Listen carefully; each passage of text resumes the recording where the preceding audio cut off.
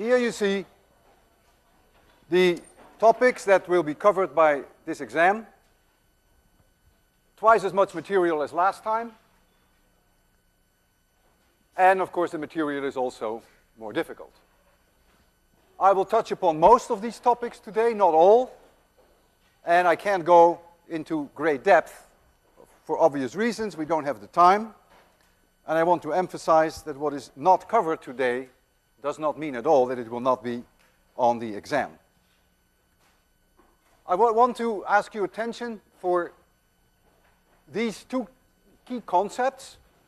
The work energy theorem, which tells you that if an object moves from A to B, that the work done on that object is the kinetic energy at point B minus the kinetic energy at point A. This always applies both for conservative forces like gravitational and spring forces, but it also holds for non-conservative forces such as friction. Friction can remove kinetic energy. It turns kinetic energy into heat, and that is perfectly fine in the work energy theorem. However, the conservation of mechanical energy only holds for conservative forces. There you have the conservation of the sum of potential energy and kinetic energy. And now, of course, you cannot afford to lose kinetic energy through heat, because then the conservation of mechanical energy would not hold, and so that can only be used exclusively in the case of conservative forces. Let's start with a simple example of an incline at an angle theta. I have here an object mass m. Friction coefficient kinetic is mu k, and the static friction coefficient equals mu s. This point here, let that be point A, and let the bottom of the incline be B, and let the distance between them along the slope be L. And the first thing that you want to do with a problem like this, you want to make what we call a free body diagram. That means you want to draw all the forces on that object. Clearly there is gravity, which is mg. And then there is the normal force perpendicular to the surface. The surface pushes up, and we call this N, the normal force. The object wants to slide down. Friction holds it up, so there is also a frictional force. And these are the only three forces that are on it. So for a free body diagram, you want no more. However, I want you to appreciate the fact that the force from the surface onto this object is, of course, the vectorial sum between these two. And that is what's called normally the contact force. And that contact force better be exactly the same as mg, but in opposite direction. Otherwise, there could never be equilibrium. Of course, we always split it in two perpendicular directions because of the way that we analyze this. There's no acceleration in the y direction, only in the x direction when it starts moving, and that's why we split it. But of course, the vectorial sum is really the force with which the surface pushes onto that object. All right, let's suppose now that we increase the angle theta until the object starts to slide. So now I'm going to decompose these forces. In the x direction, I have here mg sine theta, and the component of gravity in the y direction equals mg cosine theta. Since there is no acceleration in the y direction, the normal force must be also mg cosine theta. I lifted up the incline to the point that it is just about to start sliding, and so that means that the frictional force is a maximum value possible, which is the static friction coefficient times n, and therefore that is mu of s times mg times the cosine of theta. And when will that happen? When the frictional force and mg sine theta are exactly equal. If I go then one hair further, it will start to slide. And so that's the case when this equals mg sine theta. And so you lose your mg, and you find that mu s equals tangent theta. That's when it will happen. This is a way that you can measure the static friction coefficient. Alternatively, if you know the static friction coefficient, you can predict at what angle that will occur. Now, at that situation that it's just hanging by its thumbs, so to speak, by its fingernails, we touch it very lightly, we blow on it, and it starts to slide. And now I'm interested in knowing what the acceleration is downhill. The reason why it will be accelerated, that this friction coefficient goes down now to mu k, and so now there is a net force along the slope in the plus x direction. And so I can write down now Newton's second law, ma, which is the force, the net force in the positive x direction, would be equal mg times the sine of theta minus the frictional force, but now this becomes mu k mg cosine theta. I lose my m, and so the acceleration in the positive x direction, that's the way I defined positive x direction, equals g times the sine of theta minus mu of k times the cosine of theta. That's acceleration. And now a natural question would be, what is the speed at which it reaches point B?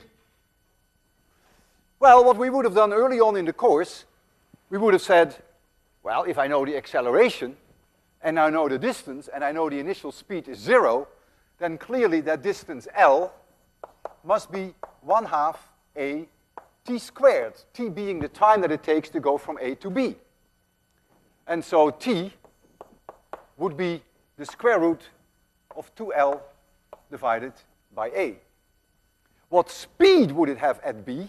Well, the speed at B would be AT, early on 801. And so that would become, if we multiply this by A, the square root of 2AL. And if you want to see that in all glorious detail, then of course you'll have to take that A, and you have to multiply that by 2L and take the square root. So we get 2GL times the sine of theta minus mu of k times the cosine of theta, and the whole thing to the power 1/2. That is the speed at point B. I, however, would not do it that way. I don't find it very elegant. I would say, hey, why not apply the work energy theorem? Why not say that the work done when that object moves from A to B must be the kinetic energy at point B minus the kinetic energy at point A. Now I know that I release it at 0 speed, so this is 0. And so the kinetic energy at B is clearly 1/2 m VB squared. So it comes down now to applying the work energy theorem and calculating how much work was done by all the forces at stake, conservative and non-conservative, makes no difference, and that put it equal to 1/2 m VB squared. Well, first of all, when it goes from point A to B, gravity is doing positive work. It's going down.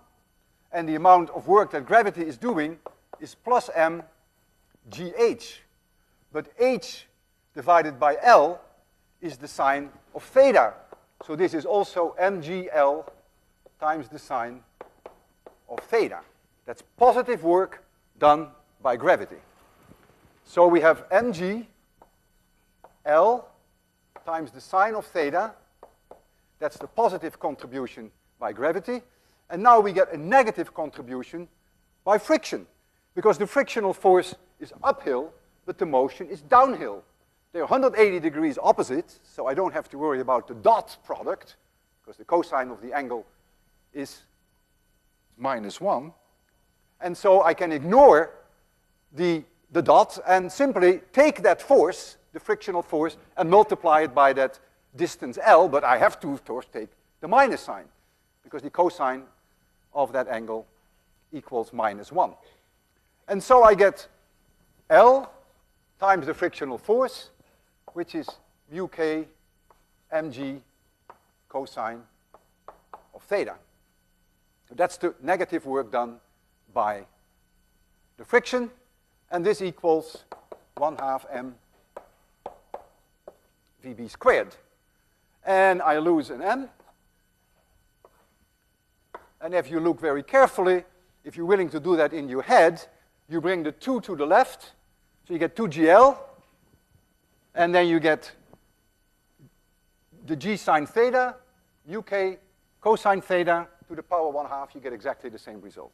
And I find this somehow more pleasing, to use the work energy theorem.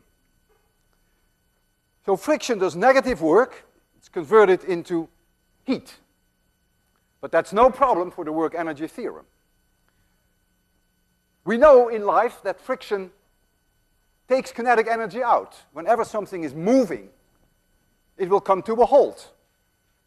If you spin a top, that we know that the top will not last very long because of friction. And I have here a top. I hope you can see it shortly. There it is. It's a teeny weeny little top. It's very cute. I play with it in my office. I'm rotating it. And you see that friction is taking out kinetic energy. And it's converting it to heat. Please stay on the desk, will you? Will you please not fall on the floor?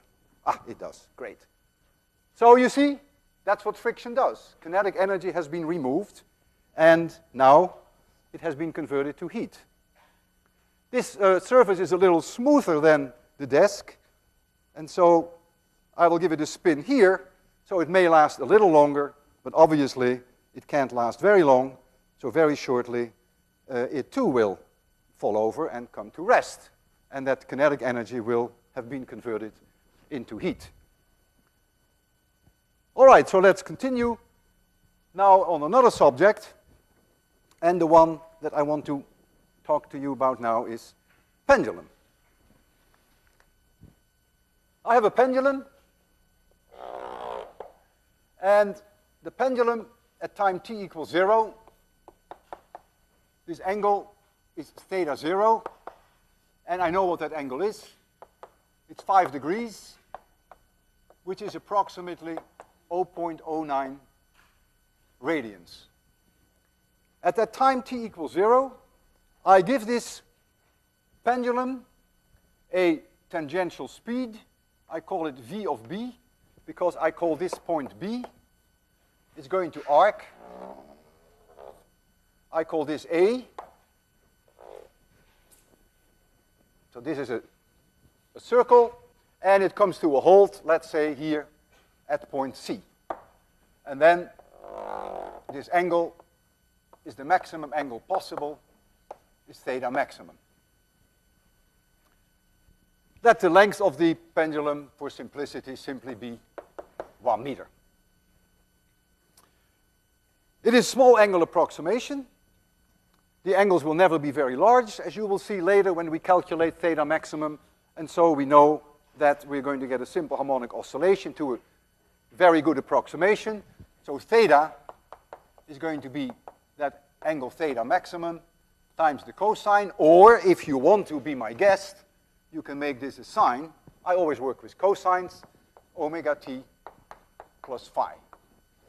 And omega equals the square root of g over L. I will give you some equations during your exam, but this one I will not give you. I just assume that you remember this, and that the period of the pendulum equals 2 pi times the square root of L over g.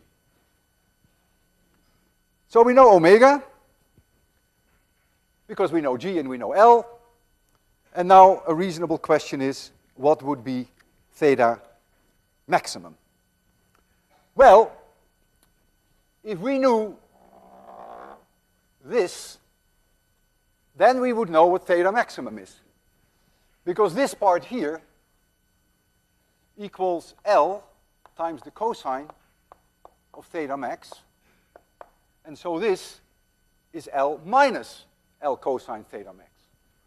So it comes down to calculating how high this object comes above point A. Well, I will split this into two heights.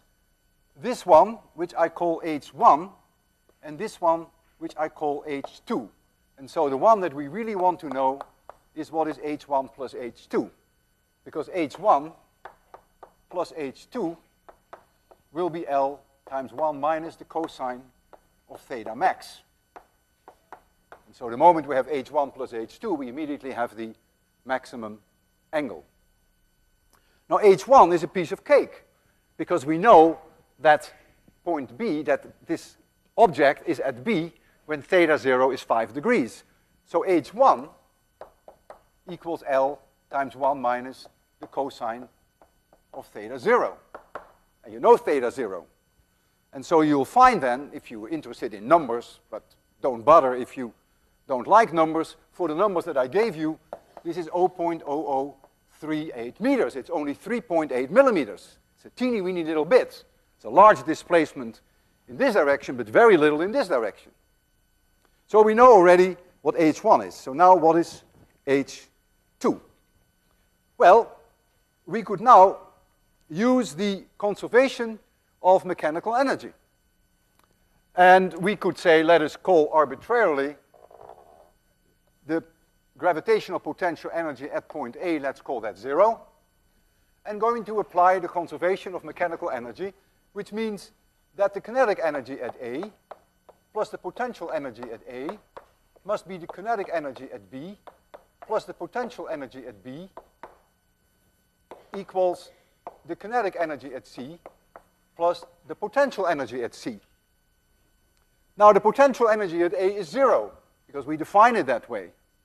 The kinetic energy at C is 0 because it comes to a halt. So now we can write down that 1/2 m VA squared equals 1/2 m VB squared plus mg times h1, that is the potential energy at point B.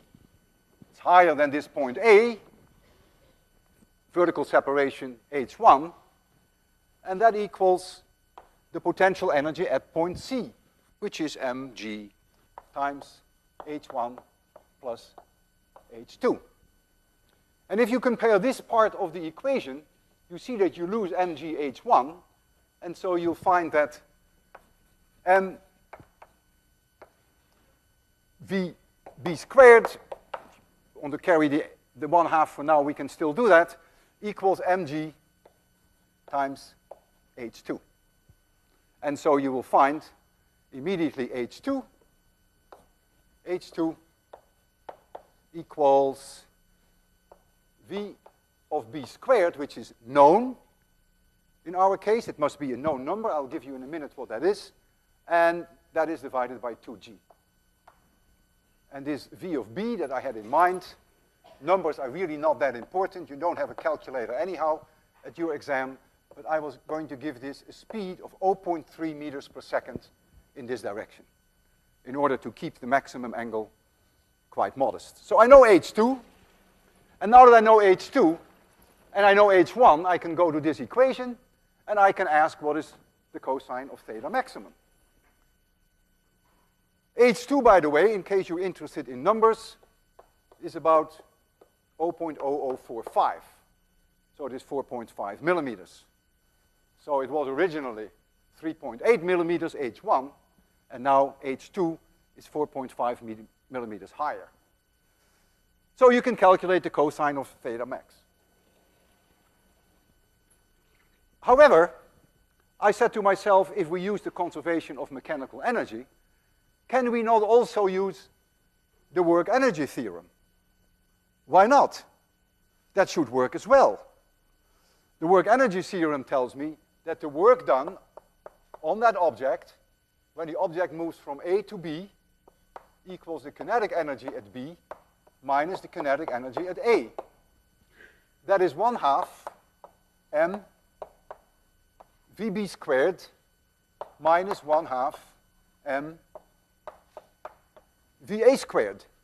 And how much work was done by gravity in going from A to B? Because gravity is the only force that does work. The tension is not doing any work.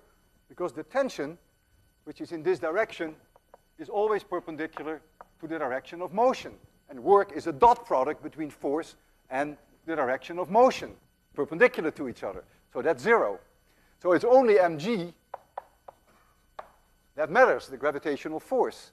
Well, when it goes from A to B, the work done by gravity is minus mgh1. Object goes up, does negative work, equals minus mgh1. Now look at that equation. And look, if you want to, here. Compare this one with this one. Completely identical. So the work-energy theorem is, of course, in a way the same as the conservation of mechanical energy. The work done when the object goes from B to C is the kinetic energy at C minus the kinetic energy at B. That equals 1/2 mv c squared minus 1/2 mv b squared. And that is the work that gravity is doing when the object goes from B to C. And that work is minus mgh2. So this equals minus mgh2. This is 0. And so you see what you see here is exactly what you see here. The two are identical. And so you could have used the work-energy theorem, or you can use the conservation of mechanical energy. That makes no difference. And so you now can calculate theta maximum. And for those of you who want some numbers, I found that theta maximum was plus or minus 7.4 degrees. You always get two angles. And in radians, that would be plus or minus 0.13 radians. You know what the cosine of the angle is, so you always get two angles. There's nothing you can do about it. And so now you can ask yourself the question, what is phi? Phi is always a bit of a pain in the neck, and there is really not all that much physics in phi. But I was sort of curious for these initial conditions what phi would be. And so let's just take a quick look at that. And so if we want to know what phi is, we have to look at the initial condition that at t equals 0, the velocity at point B is plus 0.3 in this direction. And we know that theta equals theta 0. And we know what theta 0 is. That was the 5 degrees. That is the 0.09 radians. And so I'm going to substitute that in my solution. So I know when t equals 0, I know that theta equals theta 0. So theta 0, I know what theta 0 is. We just calculated what theta max is times the cosine of phi at t equals 0. And so out pop two angles of phi, plus and minus phi 1. You always find the plus and a minus sign because the cosine of plus the angle is the same as the cosine of minus the angle. So now we have to find out which of the two it is. By the way, when you find that theta maximum equals plus or minus 0.13 radians, you could have picked either plus or minus. I picked the plus. If you would have picked the minus, you would have found a different phase angle. But you can't pick minus. Just want to remind you that I picked the plus in whatever follows.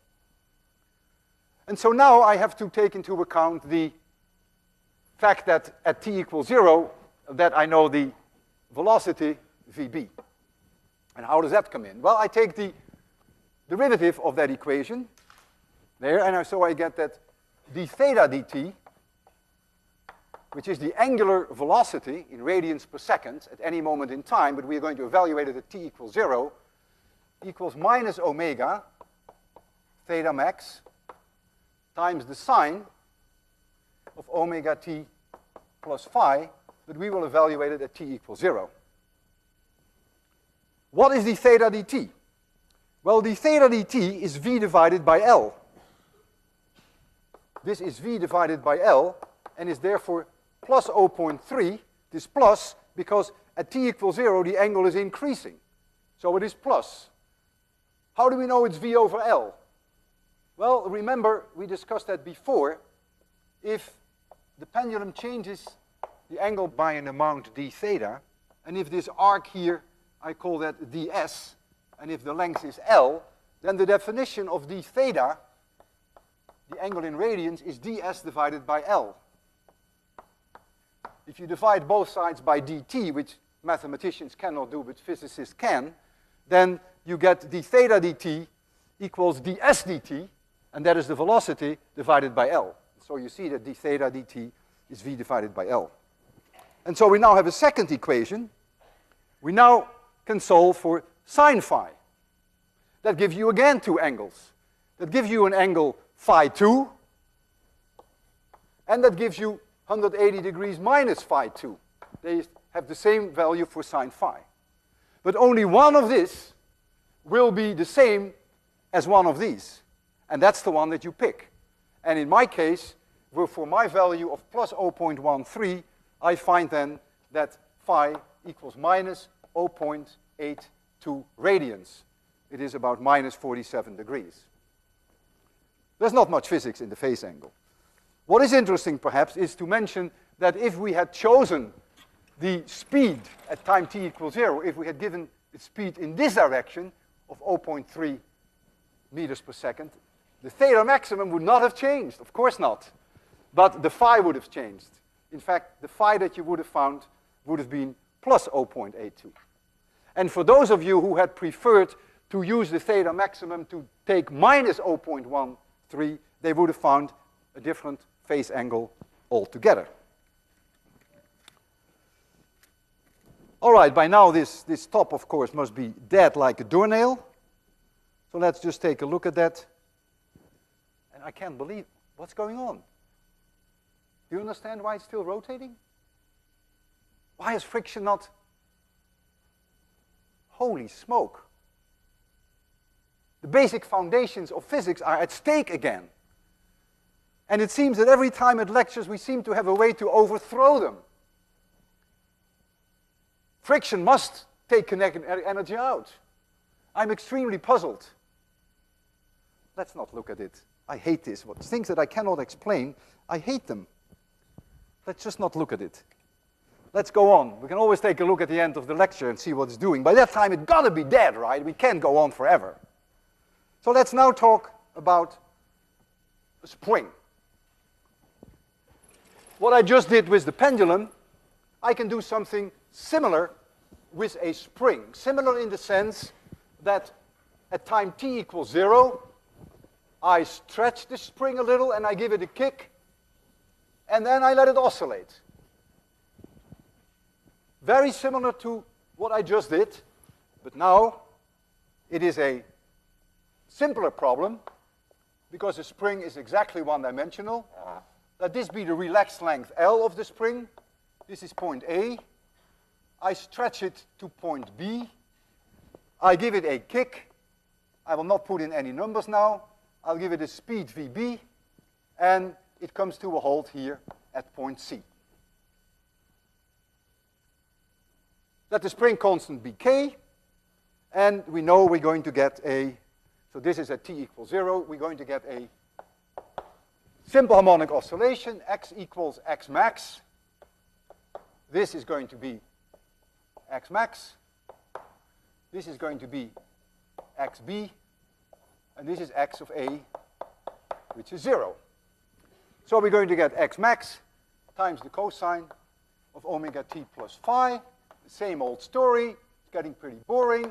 Omega equals the square root of k over m, and t equals 2 pi divided by omega. These equations you will not see on your exam. What is now x max? How would you approach it? You've just seen how I did it with the pendulum. I used first the conservation of mechanical energy. There was no friction. And then I showed you that it's completely consistent with the work energy theorem. So what would you do now? How do we get x max? Any suggestions? Any proposal? Come on. You must have learned something from the last 10 minutes. Any idea? It's the same concept. We know the initial conditions, and we know it's a simple harmonic oscillation, and we want to know what the maximum displacement is going to be. Anyone? The courage to speak out. In the worst case, you're wrong. Believe me, I am wrong so often, if only you knew. So speak up. Shall we try the conservation of mechanical energy? Is anything wrong with that? Maggie, nothing wrong with it. Let's try the conservation of mechanical energy. The conservation of mechanical energy tells me that the kinetic energy at A plus the potential energy at A must be the kinetic energy at B plus the potential energy at B, and that must be equal the kinetic energy at C plus the potential energy at C. Right? There's no friction, there are no non-conservative forces, so this got to work. Well, the potential energy at A is 0, because remember, the potential energy of a spring is 1/2 kx squared, if x is the displacement from its relaxed position. So this is 0. When it comes to a halt here, this is 0. When I watched this lecture, I noticed a slip of the tongue. Clearly, the potential energy at A is 0. That's fine. But at C, the object is standing still. So at C, it is the kinetic energy that is 0, and not the potential energy. And I continued the problem correctly, because I wrote down here 1/2 k x max squared, which is exactly this term. That is the potential energy at C, which reaches a maximum. It is the kinetic energy that is 0 here. And I accidentally mentioned that it was the potential energy that is 0, which is obviously not so. So we get that 1/2 m VA squared equals 1/2 m VB squared minus 1/2 k x of B squared. That is the potential energy at this location. And that equals 1/2 k x of C, which we have called x max squared. And you are in business. If I tell you where the object is, with the pendulum I gave you the initial angle, my theta 0, I tell you where the object is, so you know x of B. I tell you what speed I gave it, so you know this one. You can calculate what the maximum displacement is. Exactly the same idea. And if you want to apply the work energy theorem, of course, you will get exactly the same result. This is in fact the same thing. So let's now turn to Newton's universal law of gravity. And believe it or not, I think I even give you on the exam the gravitational force of Newton's universal law of gravity. I don't think you need it, but you will find it on the exam. Let's take the Earth going around the Sun, and let's approximate the orbit by a circle. So here is the Earth, here is the Sun, mass Sun, and the orbital radius is capital R. The Earth has an orbital velocity, I call it v orbital, and there is on the object, the angular velocity, say, is omega. It goes around with a certain angular velocity, and there has to be here a force on the system, the gravitational force, which is the same as the centripetal force. That's the only way the object can go around in a circle. So this gravitational force equals mass of the Sun, mass of the Earth, times g divided by r squared, the force of gravity. But it also must equal to the centripetal acceleration, and this is here the mass of the Earth, and so it also is the mass of the Earth times the orbital speed, v squared, divided by the orbital radius, and if you prefer to write that in terms of omega squared r, that's fine too. Look at this here. You lose your Earth mass if you want to know what the orbital speed is. You lose 1r, and so you find that the orbital speed equals the mass of the Sun times g divided by r to the power 1/2, and that is about 30 kilometers per second. I give it in kilometers per second, but of course, when you calculate it, make sure you always stay in MKS before you make a conversion to other units. So you know what the period is to go around the Sun? That is 2 pi r divided by the orbital. And that is about 365.5 days. That's 1 year. That's how long it takes us to go around the Sun. Now I wonder, what is the kinetic energy of the Earth in orbit around the Sun? Well, that's completely trivial, you would say, because it is 1/2 of the mass of the Earth times the orbital speed squared. Indeed, that is not very difficult. So the kinetic energy of the Earth in orbit equals 1/2 mass of the Earth times v orbit squared. So I take this equation and I square it. I lose the half there. And so I get m Earth, m Sun times g divided by r. That is the kinetic energy in orbit. But that, oh, there's a half here. Whenever I make a slip, you should always interrupt. So there's the half here. This is also minus 1/2 the potential energy. And remember, the potential energy equals minus m Sun, m Earth, g divided by r. So here you see plus half, here you see minus 1, so this is indeed minus half the potential energy. What is the total energy of the Earth around the Sun? That means the sum of potential energy and kinetic energy.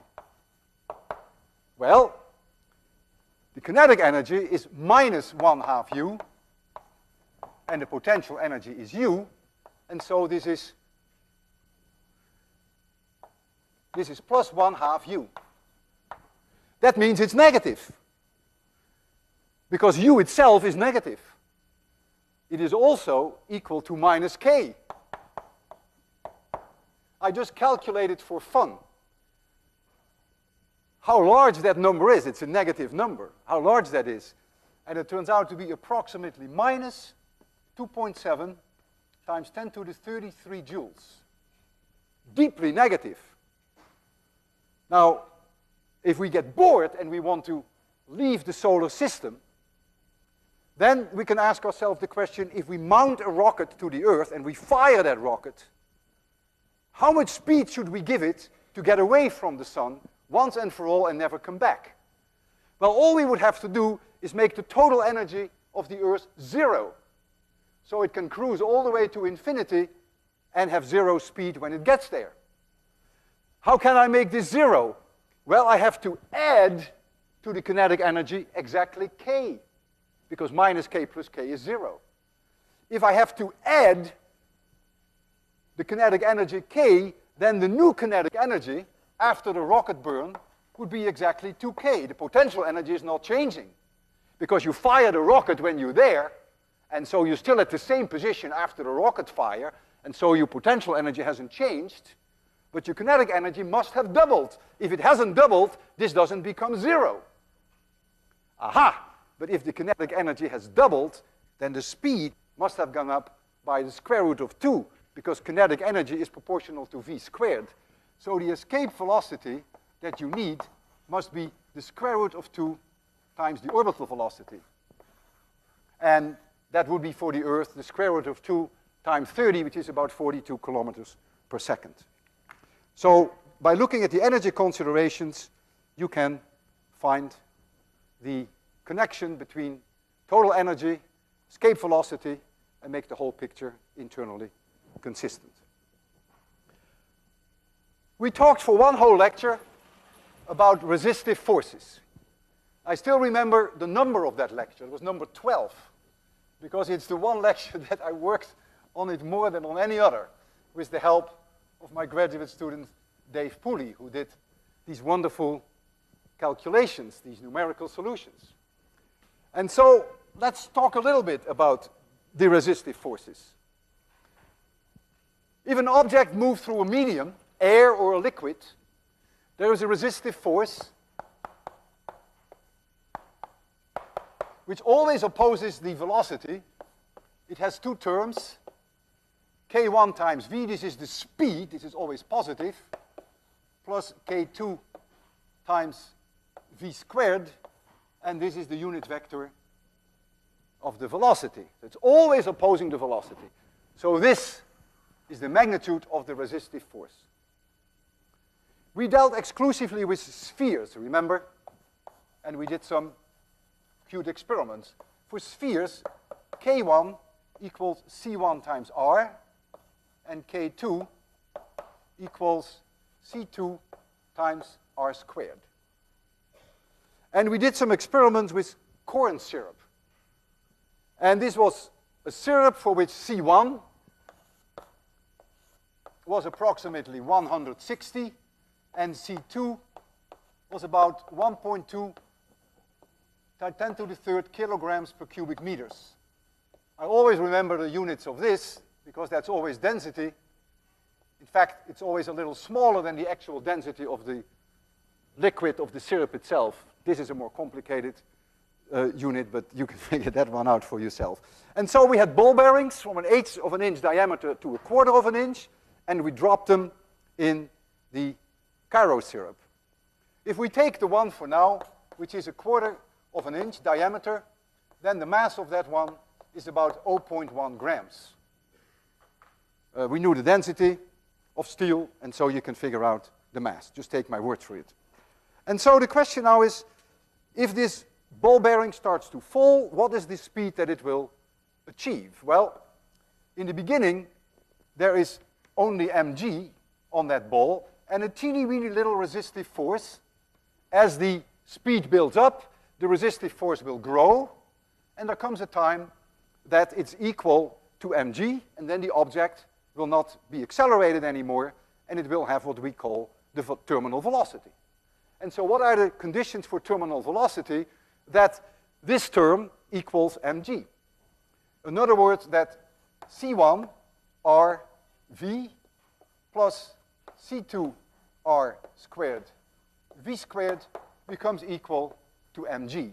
And when that's the case, then we have reached the terminal velocity. Well, this is a quadratic equation in v of t. You know c1, you know c2, you know the radius of these ball bearings, you know the mass of the ball bearings, so you can solve for the terminal velocity. You will get two solutions. It's a quadratic equation. One will be non-physical, you will see, so you keep the one that is physical. But if you did that, that would be a silly thing to do. And the reason why that would be silly is that I claim that this term, which by the way we call the pressure term, that this term can be completely ignored compared to this term, which we call the viscous term. How do we know that that pressure term can be ignored? Well, let's first ask the question, when is the viscous term and the pressure term the same? For what velocity? So forget for now that here are t's. We just want to know that this term is the same as this term. That will be the case when the velocity, which we call the critical velocity, equals c1 divided by c2 times r. It's very easy to show that this term is then exactly identical to that one. There's nothing critical about that number. Really, it's a wrong name, critical velocity, but we give it that name. It simply means that the two terms are equal. That's all it means, nothing else. If you calculate for a quarter-inch diameter steel ball bearing, you can calculate r, you will find that the critical velocity is about 100 miles per hour. And we know very well there is no way when you drop a quarter-inch ball bearing into this syrup that it's going to come anywhere near that. So the speed will remain way below 100 miles per hour, and therefore this is a term that will dominate, and this term can be completely ignored. And if that term can be ignored, you can see that immediately the terminal velocity is going to be mg divided by c1r. And that, by the way, for our quarter-inch ball bearing, turns out to be something like 2 centimeters per second. many, many orders of magnitude lower than the 100 miles per hour, which was the critical velocity. What we did is we measured the times for these ball bearings to fall over a distance of 4 centimeters. And if you know the time to go a distance of 4 centimeters, you know the terminal velocity. And we know the mass of the ball bearing, we know the radii of the ball bearing, we know C1. No, we didn't know C1. I just wanted to point out to you that you can measure C1 that way. You measure the speed, you know R, you know M, you measure C1. And that's what I did before the lecture that morning. That's how I came up with that number 160. Otherwise, I wouldn't have known. C1 is extremely temperature dependent. In fact, it even changed between classes. If the temperature goes up, the value for C1 goes down. So that's the way you can measure the value for C1. Okay, conservation of momentum. We dealt with the conservation of momentum in one lecture. Your parents were here. And we only dealt exclusively with completely inelastic collisions. Whenever we have a system of objects with zero net external force, the momentum must be conserved. They can collide, they can cause fireworks, they can explode, they can break up in pieces, but momentum will be conserved in the absence of any net external force. It's a very non-intuitive concept. Kinetic energy can be destroyed, but momentum cannot be destroyed in the absence of a net external force on the system as a whole. We have an object M1 here, speed V1, object M2, speed V2. Let's make it very simple. M1 is 1 kilogram, V1 is 3 meters per second, M2 is 2 kilograms, and V2 equals, I make this 5 meters per second, and I make this 3 meters per second. Momentum is conserved, so I can write down that M1 times V1 plus M2 times V2 must be M1 plus M2. It is a completely inelastic collision times V prime. They come together, they stick together, the total mass is going to be M1 plus M2, and they're going to fly either in this direction or in this direction, but whatever it is, I call it V prime. It's after the collision. You may say, hey, you forgot your arrows here because this is a vector equation. Yeah, I purposely forgot them because this is a one-dimensional case. You can always leave the arrows off because the signs take care of it. And you, of course, have to be generous. Namely, you have to put the minus signs in when needed. MV is 1 times 5, that is plus 5. M2 V2 is going to be negative because I must now observe this as a minus 3, so I get minus 6. So the momentum before and after the collision must be minus 1, and that must be equal to 3 times V prime. And V prime is therefore minus 1/3 meters per second. And so these objects will stick, and after the collision, they will move with a speed of 1/3 of a meter per second. Kinetic energy was almost exclusively lost. There was almost nothing left, remember? Clearly, that's because of friction, not external friction. There is no external friction, because if there were any external friction, momentum would not be conserved. Think of them as the two car rags. They go into each other. Fireworks, man, you hear them scratch, metal over metal. A lot of heat is produced. Kinetic energy is removed. But momentum is conserved, because those frictional forces are all internal. And that's fine. So that is why it is such a very non-intuitive concept. Let's now make sure that this crazy object has come to a halt.